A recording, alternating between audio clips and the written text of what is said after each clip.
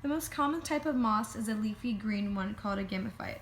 A gametophyte is one of the two alternating phases in the life cycle of this moss plant.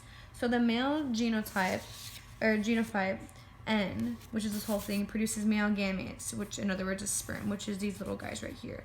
Around it, as you can see, I have a dark green lining, is something we call an antheridium. Inside of, this encases the sperm, the reproductive structure in this gametophyte. The haploid gametophyte produces these haploid sperms through mitosis. Now, as for the female gametophyte, we have right here, the whole thing is a female gametophyte. We have her egg, which is a blue dot around it, is what protects it. It's called the archegonium.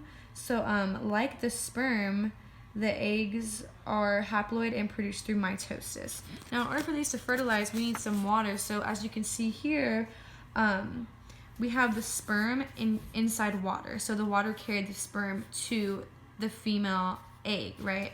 And eventually it enables it to be able to have fertilization within the gametophyte, right? Because it was actually able to be carried there.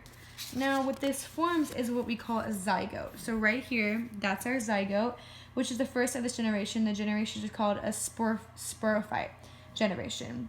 The sporangia is the diploid multicellular stage in the life cycle of what we're looking at, moss. Now, the next thing that happens is that the zygote divides by mitosis and then grows into a multicellular sporophyte. So as you can see, we have some division going on here. So we have the gametophyte and then we have the sporophyte. The reason why it stays here is because it needs nutrients in order for it to be able to grow and eventually, get to where we're going. So as you can see here, it's growing. The embryo extends upwards and continues to elongate. Eventually, it will crack. The embryo or the cell, it just can't hold up as long, and it eventually cracks the tissue of the gametophyte. And so as you can see here, that's what happens. This is our okay.